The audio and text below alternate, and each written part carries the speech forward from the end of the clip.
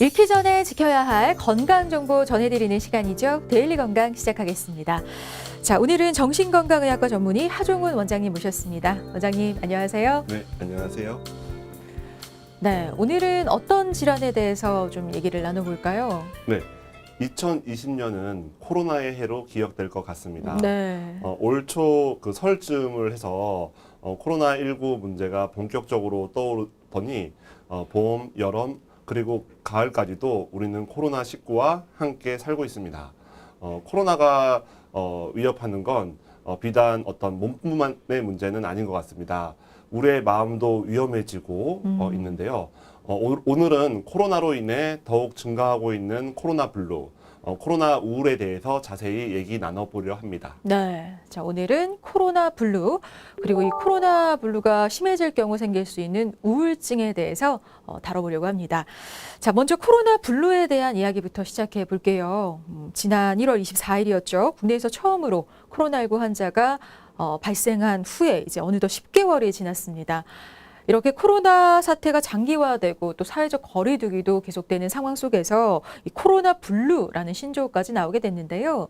이 코로나 블루는 우울증의 또 다른 이름이라고 생각하면 될까요, 선생님? 네, 사실 코로나 블루라는 공식적인 진단명은 없습니다. 네. 하지만 사회 활동이 감소하고 인간관계가 축소되고 또 이럼으로써 나타나는 2차적인 우울, 불면, 여러 가지 무기력증 이런 걸 총칭하게 되고요. 네. 주로 우울 증상과 간염에 대한 불안 이런 게 주로 나타나는 증상입니다. 사람들은 통제할 수 없는 불안이 장기화되면 무력감을 느끼게 되고 우울증에 빠지게 됩니다.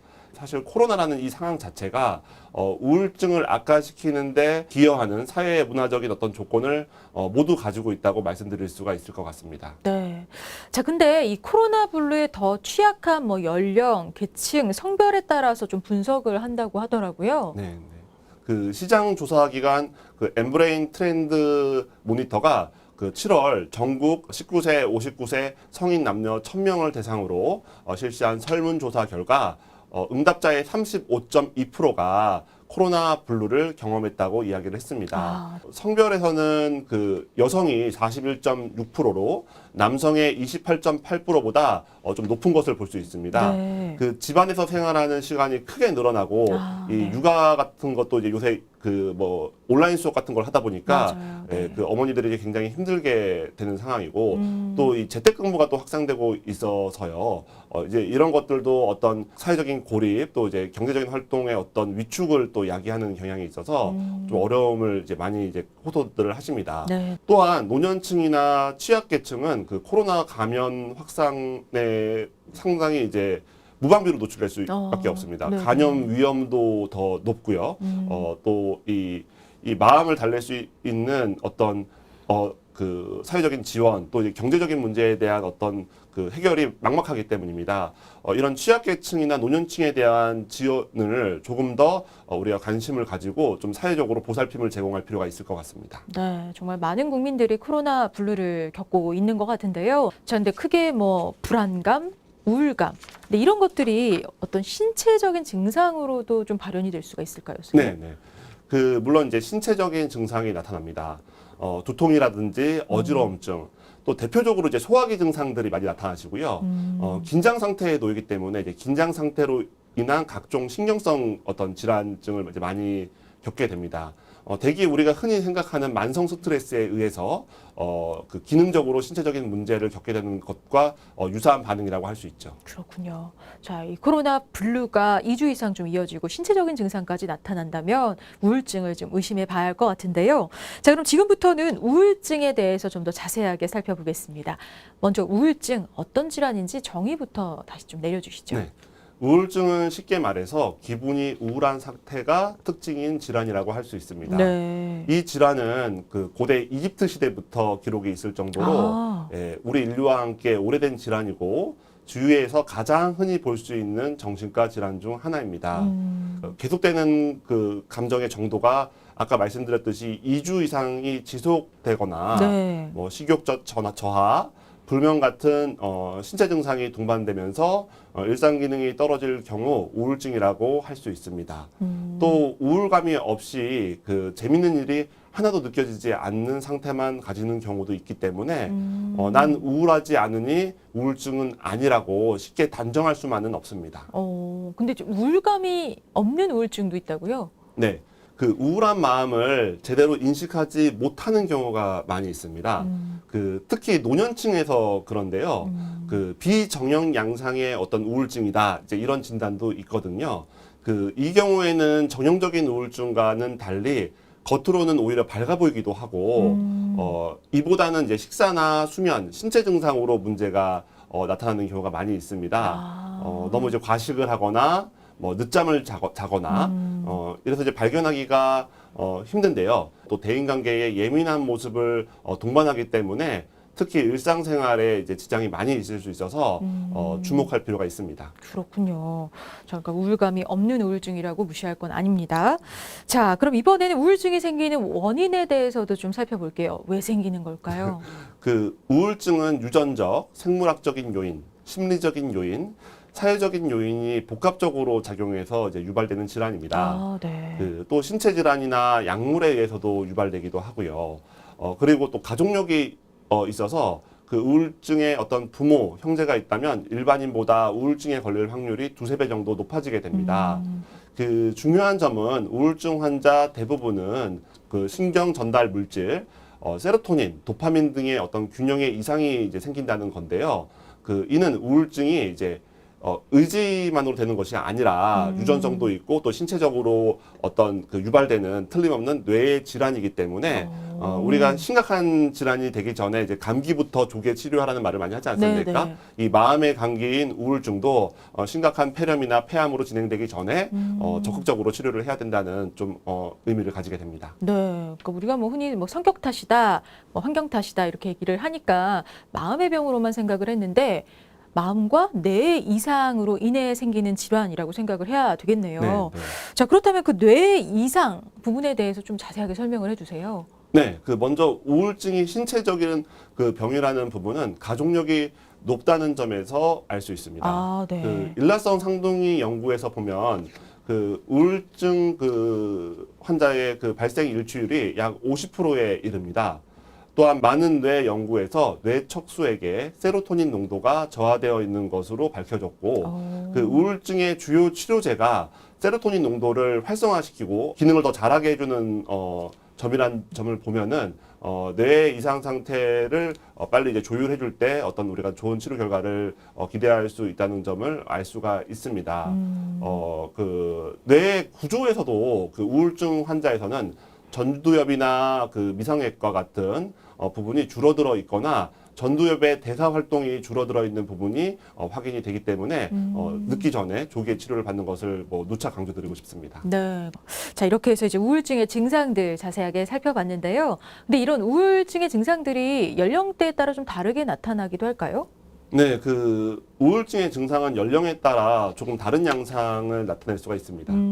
그렇군요. 그렇다면 연령대별로 나타나는 그 증상들 특징을 좀 알려주세요. 그 사춘기 전 소아에서는 주로 신체적인 증상, 뭐 배가 아파요, 머리가 아파요라는 이제 이야기를 하면서 아이가 좀 초조해 보이거나 아예 감정이 좀 둔해 보이기도, 없어 보이기도 합니다. 또 사춘기 청소년에서는 우울한 감정보다는 좀 과민한 모습이나 공격적인 모습을 보일 수가 있고 우울한 감정이 비행 행동으로 나타나기도 합니다. 네. 그리고 노인층에서는 우울증이 그 있는 성인과 크게 다르지는 않지만 신체 증상 호소가 많고 자책하는 경향이 또 많습니다. 또 자살률도 상당히 높기 때문에 또 주의를 기울여야 하고요. 네. 노인들이 그 우울한 감정을 인식하지 못하거나 부정하는 경우가 많이 있거든요. 네. 그래서 간혹은 이 가성 치매로 오인되기도 합니다. 그렇군요. 그렇군요. 자, 이렇게 해서 연령별 특징에 대해서 알아봤고요.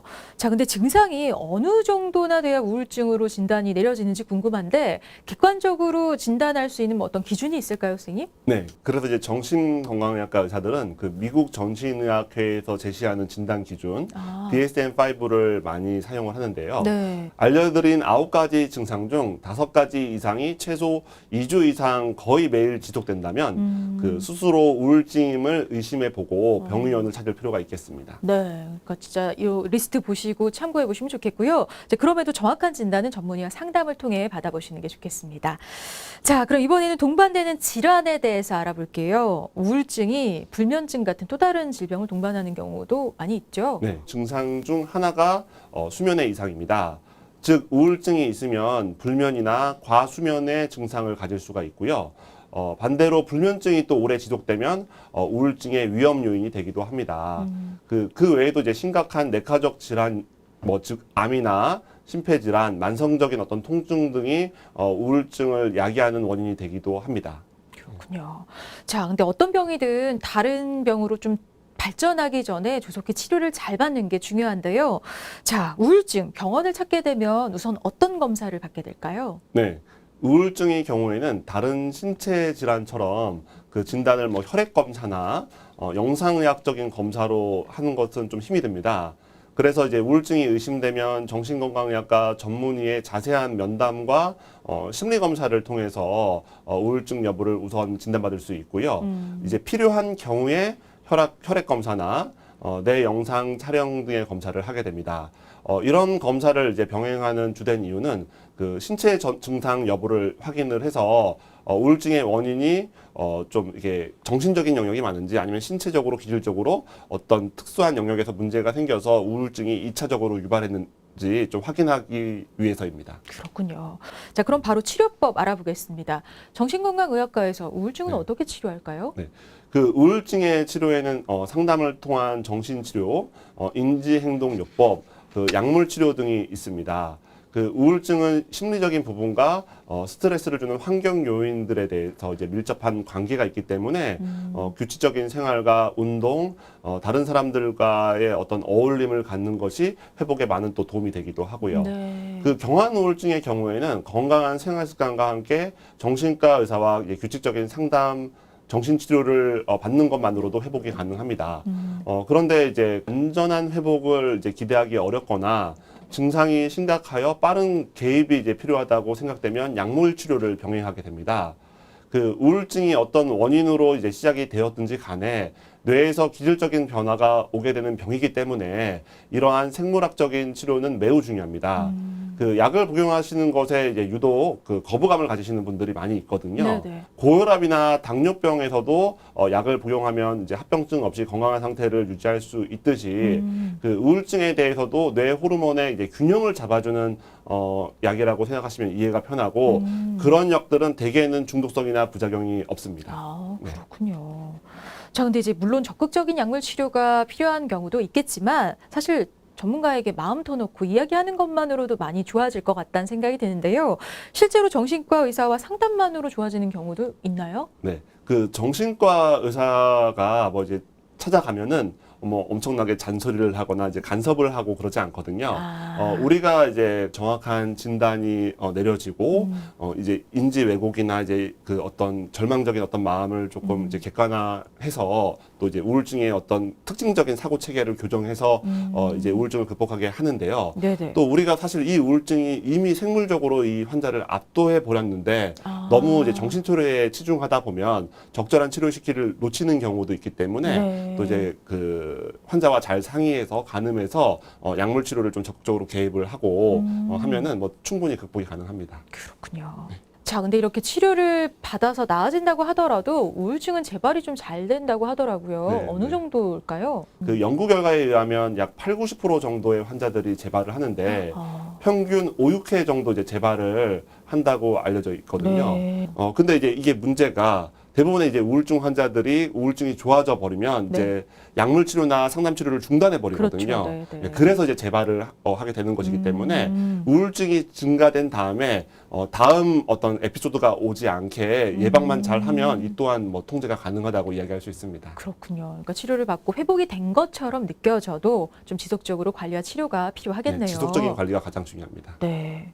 자, 그럼 이제 결국은 우울증, 이제 완치라는 개념으로 보기보다는 좀 지속적으로 치료 관리하는 병이라고 생각하면 되겠네요. 네네. 규칙적인 생활과 운동이 중요합니다.